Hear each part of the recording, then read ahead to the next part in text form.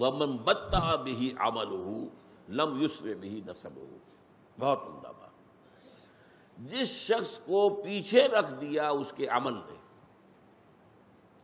اسے آگے نہیں کر سکے گا اس کا نسب۔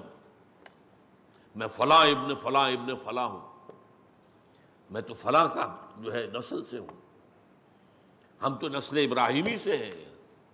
یہودیوں کو اسی پر تو فخر تھا، نحن ابناء اللہ واحباؤہ، ہم تو اللہ کے بیٹوں کی طرح ہیں اور بڑے ہی محبوب ہیں اس کے۔ ہمارے ہاں بھی اسی طرح کے معاملات ہوتے ہیں۔ ایک سید زادہ ہے، وہ اپنے نسب پر فخر کر رہا ہے، میں تو سید زادہ ہوں۔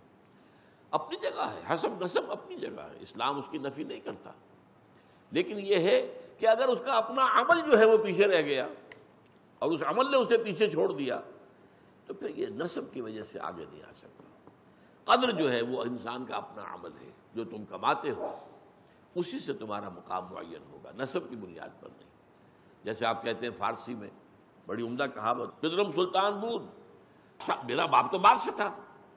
اب وہ کوئی کہتا ہے تراچے، بھائی تم بتاؤ تم کیا ہو؟ تراچے، اب پدرم سلطان بود تو تھا، لیکن یہ کہ تم کیا ہو یہ بتاؤ۔ اس اعتبار سے جس شخص کا عمل اسے پیچھے چھڑوا دے، وہ رہ گیا پیچھے، لیگنگ بیہائنڈ جسے آپ کہتے ہیں، تو اس کا نسب جو ہے اسے آگے نہیں لا سکتا۔ اللہ تعالی ہمیں قرآن اور حدیث کی ان تعلیمات پر عمل کرنے کی توفیق عطا فرمائے، اور اپنے معاشرے میں باہمی اسی طرح کا جو ہے باہمی محبت اور مودت، اور ایک دوسرے کے ساتھ رحماء بینہم، محمد رسول اللہ والذین معہ اشداء علی الکفار رحماء بینہم، آپس میں ایک دوسرے کے ساتھ رحم کا اور اچھے جذبات کا، ہمدردی کا، تعاون کا اللہ تعالی ہمیں توفیق عطا فرمائے۔